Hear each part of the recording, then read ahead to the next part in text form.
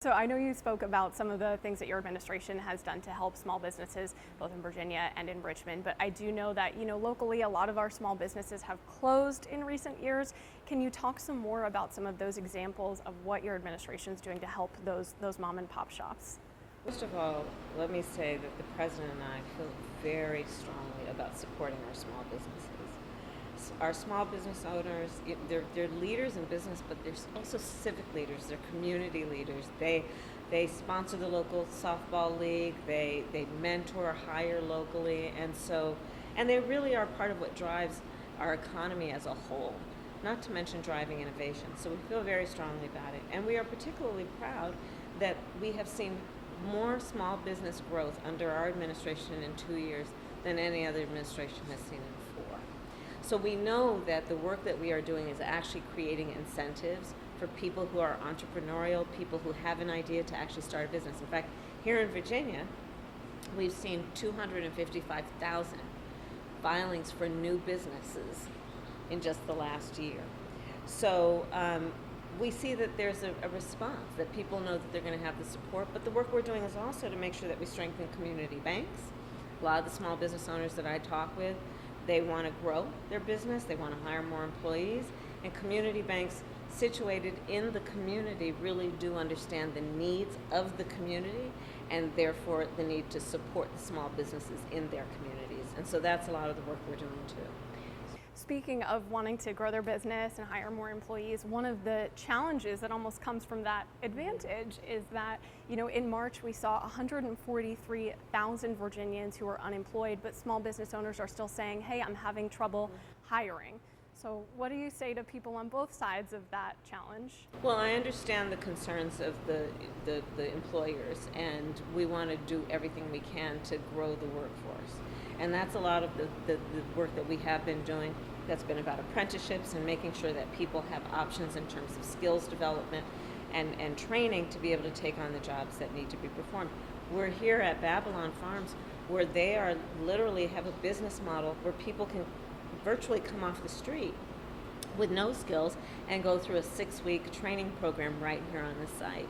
And we're seeing a lot more of that around the country, which is the willingness of employers to partner, for example, with labor unions, and IBEW is an example, to engage in developing the skills that are needed to take on these jobs, which are good paying jobs. So we're excited about that. Plus we have seen under our administration, we've created 12 million new jobs in the last 2 years and some months. So we are seeing that this is working, this approach is working, and we're going to continue to push forward. What do you say to Americans everywhere who are concerned about a potential recession this year? Well, so far, the economy is looking very good in terms of us addressing the concern that people rightly have about the cost of food, the cost of gas, and we've been able to address that in a variety of ways. But I will say that when we think about the pressures, the economic pressures on American families, it includes long-standing issue, for example, of the medical debt families are experiencing because the cost of healthcare is too expensive, and in particular prescription drugs, which is why we took on this issue, in particular on the issue of insulin, which so many of our seniors have diabetes, and we're making decisions about whether they're going to pay their rent or put food in the fridge, or they were going to pay for their insulin. And we have now capped the cost of insulin at $35 a month. Because of the work we have done, we are now capping the annual cost for prescription drugs for seniors at $2,000 a year. This is a very big deal. Because it is an issue that affects so many Americans, which is literally making decisions about food and rent or filling a prescription that a doctor ordered that can save their life. And then lastly, I know you talked about a path forward, of course, the elephant in the room here, 2024. As of April 25th, it was, I believe, polls showed a 41% favorable rating of you in particular, and 50-some%, I believe it was, unfavorable. So what do you say to those voters about the next 4 years that you're looking to make these changes? We are very excited about the next 4 years because it's going to be about continuing to do the work to respond to the needs of the American people. People stood in line and waited sometimes for hours to vote. And they did so because they wanted to put in their order and they wanted certain things to happen. They wanted us to cap insulin at $35 a month. And because we won, because they voted, we have done that. They said cap the cost of annual prescriptions, especially for our seniors, because it's too expensive and they can pay up to tens of thousands of dollars a year. And we have now capped it at $2,000. People said that they want to know that we're going to deal with the issue of affordable and accessible broadband, because too many of our kids, especially during the pandemic, didn't have the ability to actually learn and missed very significant periods of their educational process.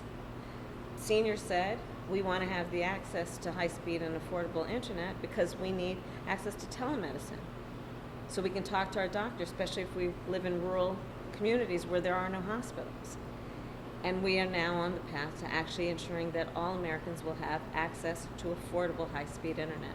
People say get rid of lead pipes, because for generations, in particular the grandparents and the parents have been saying that water coming out of those pipes is toxic and is resulting in health consequences for our children, not to mention affecting their ability to learn.